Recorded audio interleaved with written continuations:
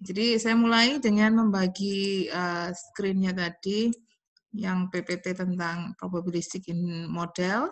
Saya bilang inventory probabilistic model. Probabilistic di sini nanti bedanya dengan, mungkin kalian sudah semua pernah ambil riset operasi nggak sih? Sudah, Bu. Sudah ya, ada yang sudah, mungkin ada yang belum. Kalau ada yang belum mungkin agak repot ingat-ingatnya ya, apa mempelajarinya. Jadi di sini probabilistik dalam artian demand yang sifatnya probabilistik. Jadi kalian lihat ke belakang, makanya butuh simulasi, karena nantinya yang disimulasikan adalah yang demand-nya. Jadi yang yang dibangkitkan adalah demand-nya. Jadi contoh saya ada dua, yang single period di sini. Bahasa lainnya, kalau single period ini contoh spesifik adalah newspaper boy problem. Tapi kalau misalkan arti single-nya sendiri di sini adalah karena sistemnya itu hanya tergantung satu periode, besoknya atau periode berikutnya sudah nggak terkait lagi. Jadi dia hanya dipengaruhi oleh satu keputusan di suatu hari, tidak mempengaruhi besoknya. Ya, jadi tidak terkait. Lain halnya nanti dengan yang multi period, apa yang terjadi di satu periode dipengaruhi oleh periode sebelumnya. Ya, jadi yang sekarang mempengaruhi besok, besok mempengaruhi besoknya lagi. Kalau yang single ini tidak ada hubungannya, ya. Ini contoh, ini sudah kalian baca, contohnya ada yang, pokoknya sifat produk yang nggak tahan lama itu, single period. Kan nggak bisa disimpan, ya. Jadi nggak bisa disimpan lama, makanya di situ keputusannya ya satu periode aja, sudah selesai. Jadi saya contohkan ada koran, ada makanan. Kenapa? Kalau makanan jelas basi kalau disimpan berhari-hari, ya kan? Kalau koran, sebetulnya kalau korannya ya jadi koran bekas. Ini intinya di sini adalah beritanya. Di beritanya sudah nggak up to date lagi, sehingga orang nggak mungkin membeli koran yang kemarin kalau memang tujuannya untuk mengetahui informasi hari ini kan. Jadi pagi itu biasanya berita yang paling fresh, jadi nanti kalau sudah siang malah sudah nggak in lagi kan, sudah nggak up to date lagi. Itu kemudian ada ilustrasi di sini cerita saya penjualan koran per hari, terus korannya dibeli dari agen yang lain dengan harga-harga yang ada di situ. Ada cerita di situ bahwa kalau laku pagi hari itu juga harganya lebih tinggi, tapi nanti kalau misalkan lebih di siang hari ternyata ada lebihnya, harganya dijual lebih murah. Itu ya ceritanya di sini, ya. Jadi di sini permintaan dianggap sebagai peubah acak, variabel acak yang punya distribusi. Ini nanti yang jadi input di dalam simulasi kita. Ingat, simulasi kan ada input, proses, output. Inputnya di sini adalah demand yang random, sedangkan input yang seperti di sini, seperti harga beli koran, harga jual koran, itu input yang sifatnya konstan, yang sudah diketahui. Ya. Kemudian ini cerita sesuai dengan konsep bahwa permintaan tadi sifat random, ya pasti toh. Jadi di situ kamu akan menghadapi fluktuasi. Nah, di sini fluktuasinya, saya belum sebutkan ya, key di sini adalah banyaknya yang dibeli dari agen. Itu keputusan, ya, keputusan kita atau keputusan penjual mau beli di agen berapa. Ini key namanya. Terus realisasi permintaannya D. Nah, di situ ada dua kemungkinan. Permintaan yang ternyata lebih sedikit daripada koran yang kamu punya, stok yang kamu punya, atau permintaan yang lebih banyak daripada stok yang kamu punya. Ini saya buat key plus 1, karena permintaan sifatnya diskrit. Ya, permintaan sifatnya diskrit. Kalau misalkan di situ kamu punya stok itu 10 gitu kan, berarti nanti batasnya ya yang kurang dari 10 atau yang lebih dari 11 itu, ya. Jadi di situ ada sifat diskrit, sehingga di sini menggunakan key, yang di sini menggunakan key plus 1 supaya kelihatan bedanya. Ya, lain halnya kalau continue. Kalau continue nanti bisa kamu buat kurang dari key, yang satunya lebih dari key, boleh. Tapi kalau diskrit, ini dibuat sama dengan juga, tapi sama dengannya key plus 1. Ya, karena diskrit. Ya. Kemudian sifatnya ada dua, overstock, understock. Kalian sudah pernah baca itu di riset operasi. Kalau terlalu banyak yang di stok, maka akan dikembalikan ke agen atau dijual dengan Kalau kurang, berarti ada pelanggan yang tidak terlayani. Bahasanya di sini over, di sini under. Kemudian keputusan, seperti tadi sempat saya singgung, keputusannya itu sebenarnya di sini adalah memesan berapa dari agen supaya biayanya minimum, gitu ya. Nah, di sini konsep biaya yang memegang peranan penting. Jadi biaya minimum. Ini sudah pernah saya jelaskan kamu pelajari di riset operasi. Jadi di situ struktur biayanya saya jelaskan di sini ada profit. Profit itu uang masuk dikurangi uang keluar. Ya, revenue yang diterima, biaya yang dikeluarkan. Revenue di sini ada dua, ya, ada dua aliran.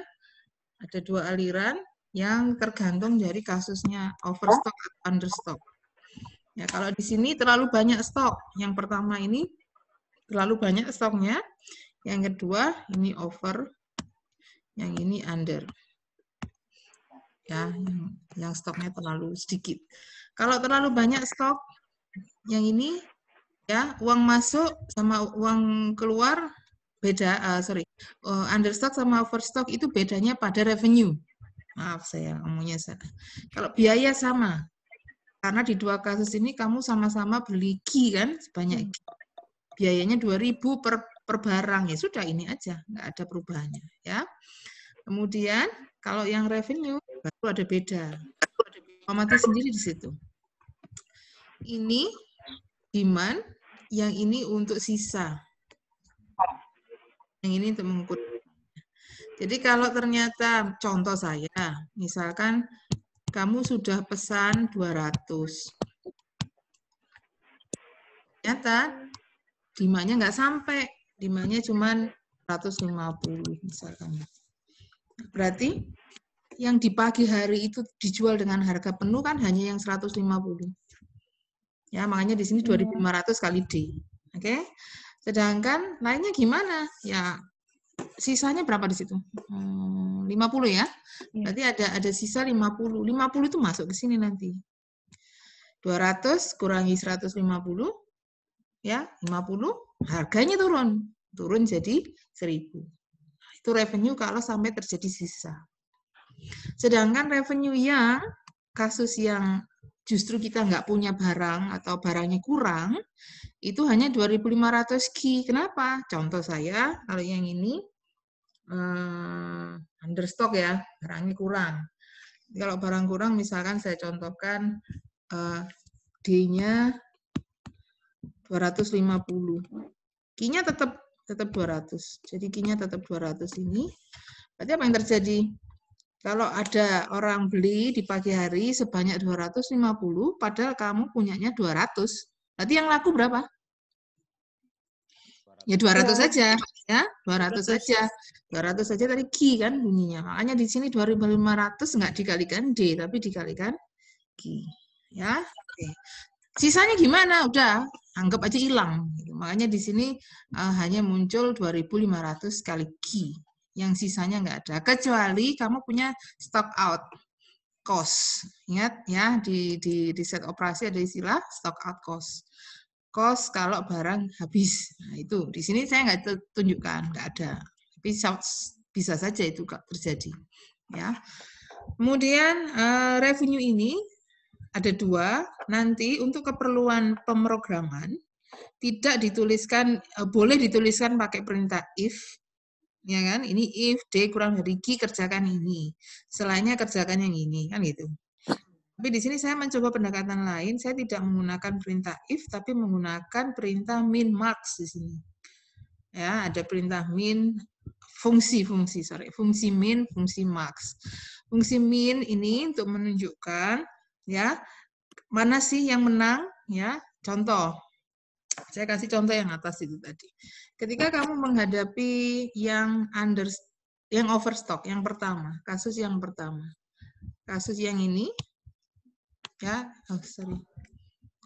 kasus yang masih terlalu banyak yang dipesan, kasus yang pertama, 150 sama 200 ditanya dulu, kecilan yang mana? Kecilan 150 kan ya? Ya, itu berarti di sini masuk kategori D kurang dari sama dengan Q. Lihat di sini rumusnya, yang ini. Kalau D dipakai ketika D kurang dari Q. Kalau yang ini, yang dipakai Q ketika D lebih besar daripada Q. Ya, kalau D-nya kurang dari Q, yang dipakai D-nya. Kalau enggak, selainnya. Selainnya apa? Q yang digunakan. Nah, makanya di sini rumusnya saya menggunakan konsep min. Kecil-kecilan. Yang kecil itu yang dipakai. Jadi kalau misalkan D sama Q kecilan D, 2500 dikali D. Ya, kalau 2500 D dan Q kecilan Q, yang dipakai Q-nya. Seperti rumus ini. Benar-benar seperti cerita di sini, ya.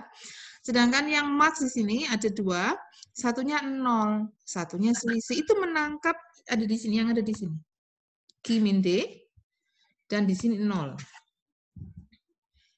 Ya, tapi nanti di situ yang dipakai adalah jika ini nilainya positif, pakai yang 1000 kali. Kalau Q min D ternyata nilainya negatif, lebih kecil dari 0 kan berarti, ya, lebih kecil dari 0, maka yang dipakai yang 0. Ya, jadi di sini max 0, Q min D itu tuh menghitung kalau ada sisa, hitung 1000 kali sisa. Kalau nggak ada sisa, berarti contohnya yang ini loh. Ini loh, yang nggak ada sisa, demand-nya 250, Q-nya 200. Ketika kamu masukkan ke rumus ini, 200 kurangi 250, nilainya kan jadi negatif. Ya, nilai negatif sama 0 menangan mana di kasus max ini kan? Menang nolnya, ya. Kalau menang nolnya nggak dihitung. Gitu ya. Jadi di situ konsepnya ada dua, min dan max. Min ini untuk memilih yang lebih kecil yang dipakai untuk perhitungan 2500 kali. Sedangkan yang max 0, Q minus D, kalau ada sisa kalikan 1000. Kalau nggak ada sisa, 0. Nggak usah dihitung. Gitu ya. Kenapa? Karena max, hitungan max antara 0 dan sisa tadi, kalau nggak ada sisa jadinya negatif. Jadi yang dipakai 0. Ya. Nah, dan profit, revenue, min biaya seperti biasa. Nah, ini contoh saya nanti menggunakan distribusi kumulatif bagi permintaan koran di pagi hari yang ada peluang-peluangnya, ada kumulatifnya seperti biasa ya, seperti kemarin sewaktu kalian membangkitkan bilangan acak diskrit. Ya, nanti contoh saya yang saya minta kalian kerjakan juga masih konsep diskrit, belum continue. Nah, nanti ini bangkitkan. Kamu bangkitkan, pembangkitannya nanti berapa sebanyak periode hari yang akan disimulasikan. Kalau kamu mau mensimulasikan 30 hari, ya demand itu 30. Ada 30 demand. Kalau kamu mau membangkitkan cuma seminggu, ya 7 aja. Gitu ya. Kemudian input demand ini yang sifatnya tetap, berapa hari. Ini juga sementara dibuat tetap. Kamu set dulu berapa. Yang ini aja yang random. Jadi yang random hanya demand. Selebihnya yang ini semuanya tetap. Input tetap. Terus revenue hitungannya sama seperti yang tadi sudah saya tuliskan di sana. Sedangkan biaya sama. Biaya tadi sama semua. Mau itu overstock ataupun understock kan konsepnya ya pokoknya satu barang harganya berapa, 2000 di contoh saya, kali kamu belinya di agen berapa. Belinya di pabrik berapa. 2000 kali gitu.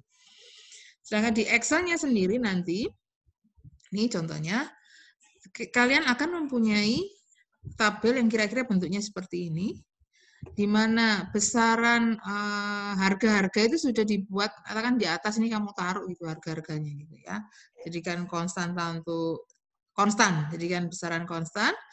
Kemudian di sini saya atur dulu Q sama dengan 100. Itu sementara saya buat Q 100.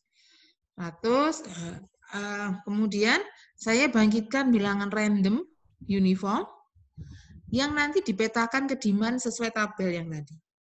Jadi 0,73 itu demand-nya berapa? Cek lagi tabel yang tadi. Yang ini, ya kan? 0,73 masuk kasus yang ini. Berarti demand-nya sebesar 200. Kalau misalkan kamu bangkitkan randomnya 0,91, berarti itu masuk demand yang 250.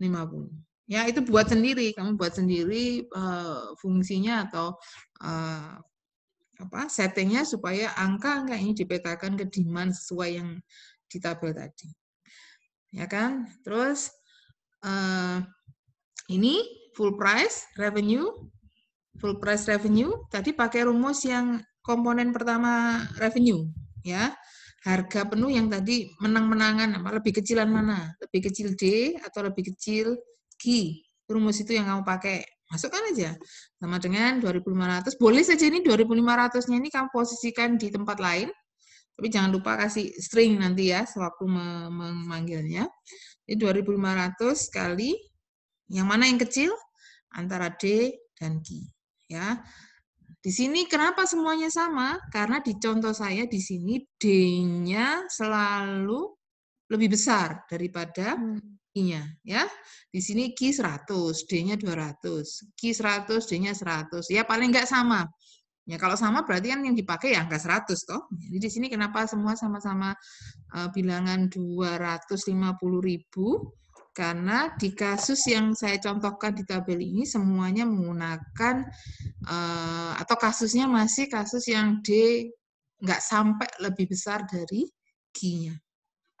Oke, kalau ada D yang lebih besar dari Q, ya mestinya nanti dikalikan dengan D, nggak dikalikan dengan Q. Terus full price sudah, reduce price, ini kenapa 0 semua? Ya karena nggak ada sisa. Yang tadi rumusnya pakai 1000 kali max. Ya, max antara 0, Q minus D. Nah, Q minus D di sini loh negatif semua kalau kamu hitung. 100 kurangi 200. Ya, min 100. 100 kurangi 100, 0 bahkan. Ya, otomatis ini reduce price-nya 0. Bahasa lainnya apa? Ya, nggak ada sisa. Di contoh saya, ketika saya pakai Q 100, tidak pernah ada sisa. Ya, nah, selama 4 hari. Ini kan saya nggak tuliskan hari 5, 6, 7 seperti apa, nggak tahu saya. Kemudian lanjut ke total revenue. Total revenue ya full price ditambah reduce price. Ya. Kemudian total cost. Total cost ini hitungannya dari biaya atau harga korannya tadi. Harga koran per eksemplar 2.000. Kemudian kali Q. Ya. Halo? Putus kayak ini? Halo?